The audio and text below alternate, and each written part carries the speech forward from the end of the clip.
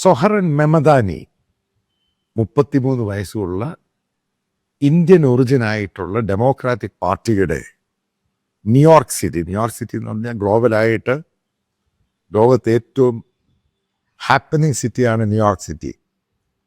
ലോകത്തിൻ്റെ ബിസിനസ്സുകളെ കൺട്രോൾ ചെയ്യുന്ന സിറ്റിയാണ് ന്യൂയോർക്ക് സിറ്റി. അതിൻ്റെ ഗവർണറായിട്ട് വരികയാണ് സൊഹറൻ മമദാനി.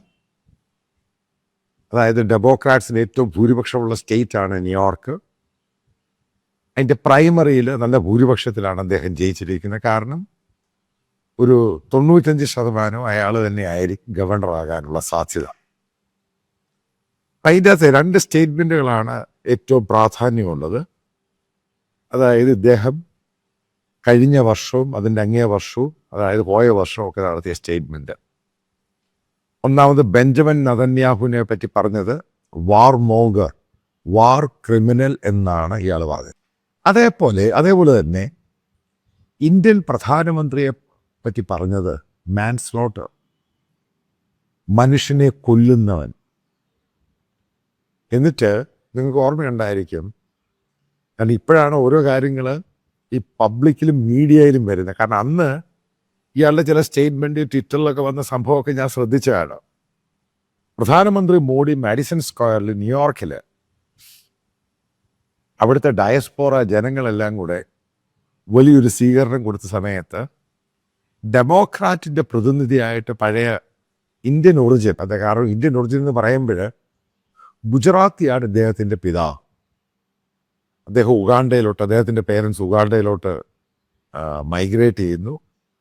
അതേപോലെ തന്നെ മീര നായർ എന്ന് പറഞ്ഞ ഇംഗ്ലീഷ് ഹിന്ദി ബേസിക്കലി ഒരു നായരല്ല, നെയ്യാറും എന്നാണ്. ആ സ്പെല്ലിങ് സ്കൂളിൽ ചേർത്തപ്പോൾ എന്നെ അയ്യാറെന്ന് എഴുതിപ്പോയി. അതിൻ്റെ പേരിൽ നായരായതാണ്, അല്ല നായരുമായിട്ട് യാതൊരു ബന്ധവുമില്ല. അവർ ഈ മമദാനിയുടെ ഭാര്യയാണ്. ഇപ്പോൾ സൊഹറൻ മമദാനിയുടെ അമ്മയായ മീര നായർ, അവരും ഇന്ത്യനാണ്. അവരുടെ ഭർത്താവായ ഉഗാണ്ടയിൽ പോയ ഗുജറാത്ത്, അദ്ദേഹവും ഇന്ത്യനാണ്. അവരുടെ മകനാണ് സൊഹറൻ മമദാനി. ഇദ്ദേഹം അന്ന് മോദിയെ പറ്റി പറഞ്ഞതും അതേപോലെ അത് സ്വീകരണം കൊടുക്കുന്ന ഇന്ത്യക്കാരെ പറ്റി പറഞ്ഞതും വളരെ രൂക്ഷമായ ഭാഷയിലാണ്. രൂക്ഷം എന്ന് പറഞ്ഞാൽ അന്ന് അദ്ദേഹം ഒരുമിച്ച് അമേരിക്കൻ ജനതയെ കളിയാക്കി. ഇന്ത്യൻ ജനതയുടെ കാര്യം ഗുജറാത്തികളെ, കാരണം ഗുജറാത്തികളാണ് ബേസിക്കലി ഇന്ത്യൻ കമ്മ്യൂണിറ്റിയിൽ ഏറ്റവും കൂടുതൽ ന്യൂയോർക്കിലുള്ളത്. ഇപ്പം നമ്മളിപ്പം ഈ ടൈംസ് സ്ക്വയറിലും മറ്റുള്ളതൊക്കെ പോയി കഴിഞ്ഞാൽ അവിടെയൊക്കെ ചെറിയ ചെറിയ കടകളുണ്ട്. അപ്പോൾ ചെറിയ കടകളിനകത്ത് എല്ലാം, കാരണം അവിടെ ഇരിക്കുന്ന ചെറിയ ഫാസ്റ്റ് ഫുഡ് അങ്ങനെയുള്ള സംഭവങ്ങൾ, സിഗരറ്റ്, ചെറിയ അത്യാവശ്യ കാര്യങ്ങൾ, ഇതെല്ലാം വിൽക്കുന്ന കച്ചവടക്കാര് ഈ ഗുജറാത്തികളാണ്. അപ്പോൾ ആ ഗുജറാത്തി കമ്മ്യൂണിറ്റിയുടെ വലിയ ആഹ്ലാദമാണ് മോദിക്ക്. കാരണം ഗുജറാത്തിയായ മോദി ഇന്ത്യൻ പ്രധാനമന്ത്രിയായി മാഡിസൺ സ്ക്വയറിലും ന്യൂയോർക്ക് സ്റ്റേറ്റിലും ഹ്യൂജായിട്ട് ജനങ്ങൾ കൂടിയിരുന്നു. അപ്പം അവരോടൊക്കെ അന്ന് പറഞ്ഞത്, നിങ്ങൾക്കിതിന് തക്കതായ പ്രതിഫലം ഞാൻ തരും. ആ വാക്കുകൾ മറക്കരുത് അയാൾ പറഞ്ഞത്. കാരണം ഏത് രീതിയിലാണ് ഇതേപോലെയുള്ള ഒരു മനുഷ്യനെ കൊല്ലിയെ നിങ്ങൾ ആഹ്ലാദത്തോട് വരുന്നത്, ഇതിന് ഒരു സമയത്ത് അമേരിക്ക നിങ്ങൾക്കെതിരെ പെരുമാറും. അത് പറഞ്ഞ വാക്കാണ്. അപ്പം അയാൾ ന്യൂയോർക്ക് ഗവർണറായിട്ട് വരുമ്പോൾ ഏറ്റവും കൂടുതൽ പേടി ഗുജറാത്തീസിന്. കാരണം ഇപ്പം നമ്മൾ മനസ്സിലാക്കേണ്ടത്, ന്യൂയോർക്ക് സിറ്റി എന്ന് പറയുന്ന അവിടെ ജോലി ചെയ്യുന്നത് വലിയൊരു ശതമാനം ന്യൂജേഴ്സിയിൽ താമസിച്ചിട്ടാണ് ന്യൂയോർക്കിൽ വന്ന് ജോലി ചെയ്യുന്നത്. അതും ഇന്ത്യക്കാരാണ് ഏറ്റവും കൂടുതൽ. അവരെയൊക്കെ ഇത് ബാധിക്കുമോ ഇല്ലയോ എന്നുള്ളതാണ് എടുത്ത ചോദ്യം എന്ന് പറയുന്നത്. അപ്പം ബെഞ്ചമിൻ നെതന്യാഹുവിനെതിരെ പറഞ്ഞു. നിങ്ങൾ മനസ്സിലാക്കേണ്ടത്, അമേരിക്കയുടെ പൊളിറ്റിക്സിൽ ജൂയിഷ് കമ്മ്യൂണിറ്റിയെ മാറ്റി നിർത്താൻ പറ്റത്തില്ല. ഈ ഡെമോക്രാറ്റ്സിനകത്ത് തന്നെ അതിനകത്ത് ഫണ്ട് ചെയ്യുന്ന നേതാക്കന്മാർ ഒത്തിരി ജൂയിഷ് കമ്മ്യൂണിറ്റി ആൾക്കാരുണ്ട്.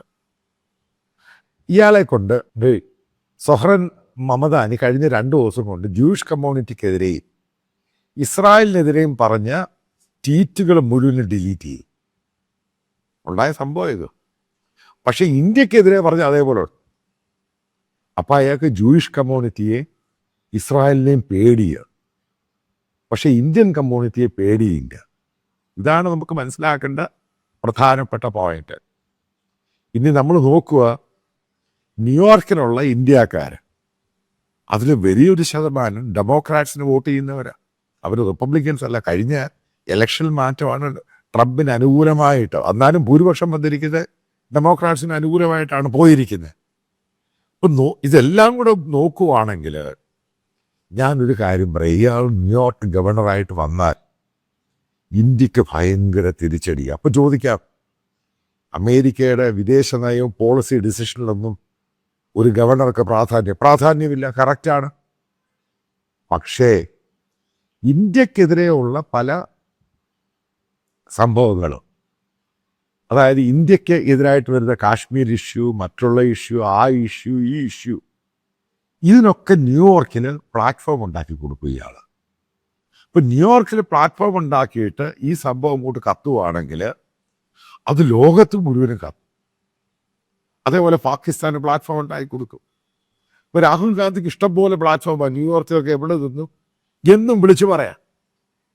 അപ്പം ആ ഒരു പ്ലാറ്റ്ഫോം വന്നു കഴിയുമ്പോൾ ഉറപ്പായിട്ടും അത് ഇന്ത്യയുടെ ഇമേജിനെ ഭയങ്കരമായിട്ട് ഡാമേജ് ചെയ്യും. ഒരു സംശയമില്ലാത്ത കാര്യമാണ്. ഈ പറയുന്ന പല യൂണിവേഴ്സിറ്റികളിലും, ന്യൂയോർക്കിലാണെങ്കിൽ അതിൻ്റെ യൂണിവേഴ്സിറ്റികളിലൊക്കെ ഇന്ത്യക്കെതിരെ വമ്പൻ ക്യാമ്പയിൻ നടക്കും, പ്രത്യേകിച്ച് മോദിക്കെതിരെ. അതിന് ഈ പറയുന്ന ഗവർണറായിട്ട് ശേഷം ഇയാൾ തന്നെ നേതൃത്വം കൊടുക്കും. അപ്പോൾ അതിലൊരു ഗ്ലോബൽ പിക്ചറും കളർ വന്നു. അതായത് ആ രീതിയിലോട്ടാണ് കാര്യങ്ങളുടെ പോക്ക്. പിന്നീട് മനസ്സിലാക്കാൻ സാധിക്കുന്നത്, അവിടെയുള്ള ന്യൂയോർക്കിലുള്ള ക്രിസ്ത്യൻ കമ്മ്യൂണിറ്റിക്കകത്ത് ഇപ്പം ഇയാൾ ഒരു ഹാർഡ് കോർ ഇസ്ലാമിക രീതിയിൽ പ്രവർത്തിക്കുന്ന ആളെന്നുള്ള പേര് വന്നു കഴിഞ്ഞാൽ ജയിക്കുന്ന കാര്യം സംശയമാണ്. അപ്പം അങ്ങനെയുള്ള മൾട്ടിപ്പിൾ ക്വസ്റ്റ്യൻസും പരിപാടികളൊക്കെ ഒരു ഭാഗത്ത് നിൽക്കുന്നു.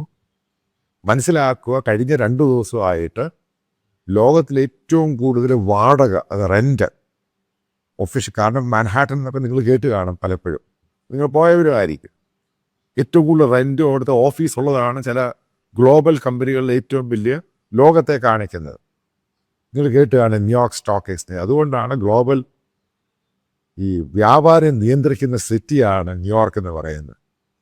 പിന്നെ സിറ്റി ബാങ്കിൻ്റെ ഒരു പരസ്യം നിങ്ങൾ New York city never sleep, city ഉറങ്ങാത്ത സിറ്റിയാണ് ന്യൂയോർക്ക്. അപ്പം ഇതെല്ലാം കൂടെ ക്ലബ് ചെയ്യുമ്പോൾ ഇനി അവിടെ വരുന്ന ഇലക്ഷൻ, കാരണം ട്രംപ് ശക്തമായിട്ട് ഇയാളെ എതിർക്കുന്നുണ്ട്. ലെഫ്റ്റിസ്റ്റ്, ലുണാറ്റിക് എന്നും വർഗീയവാദി എന്നൊക്കെ ട്രംപ് പറയാൻ തുടങ്ങി. ഇയാൾ ജയിക്കുമോ ഇല്ലയോ എന്നുള്ളതാണ് അടുത്ത സംഭവം. പക്ഷേ ഇന്ത്യ കമ്മ്യൂണിറ്റിയും ഒന്നടങ്കം മാറി ചിന്തിക്കുവാണെങ്കിലും അവിടെയുള്ള ക്രിസ്ത്യൻ കമ്മ്യൂണിറ്റി, അതായത് ബിലീവേഴ്സ് ചിന്തിക്കുവാണെങ്കിൽ ചിലപ്പോൾ ഇയാൾ ജയിക്കത്തില്ല. അതോടുകൂടി എന്നേക്കുമായിട്ടും ഡെമോക്രാറ്റ്സിൻ്റെ കയ്യിൽ നിന്ന് ന്യൂയോർക്ക് സിറ്റി മാറിപ്പോവും. പക്ഷെ അതിനുള്ള സാധ്യത വളരെ കുറവാണ്, കാരണം ന്യൂയോർക്ക് സിറ്റിയുടെ ഒരു രീതി അങ്ങനെയാണ്. അപ്പം ഈ മൾട്ടിപ്പിൾ ആംഗിൾ വെച്ച് നോക്കുവാണെങ്കിൽ ഈ സൊഹ്റൻ മമദാനി വരുന്നത് ഇന്ത്യക്കും മോദിക്കും തിരിച്ചടിയാണ്. ഗ്ലോബലായിട്ട് ഇന്ത്യക്കെതിരെ പല ക്യാമ്പയിൻ്റെ പ്ലാറ്റ്ഫോം ന്യൂയോർക്ക് സിറ്റിയിൽ നിന്നും തുടങ്ങാനുള്ള സാധ്യത വളരെയധികം കൂടുതലാണ്. ഇന്ത്യയെ തെറിവിളിക്കുന്ന എല്ലാവർക്കും ഇയാൾ പ്ലാറ്റ്ഫോം അവിടെ കൊടുക്കാനുള്ള സാധ്യത കൂടുതലാണ്. മമദാനി വരുന്നത് ഇന്ത്യക്ക് പൂർണ്ണമായിട്ടും എതിർപ്പുകൾ തന്നെയായിരിക്കും ഇനിയും വരാനുള്ള ദിവസം നേരിടേണ്ടത്.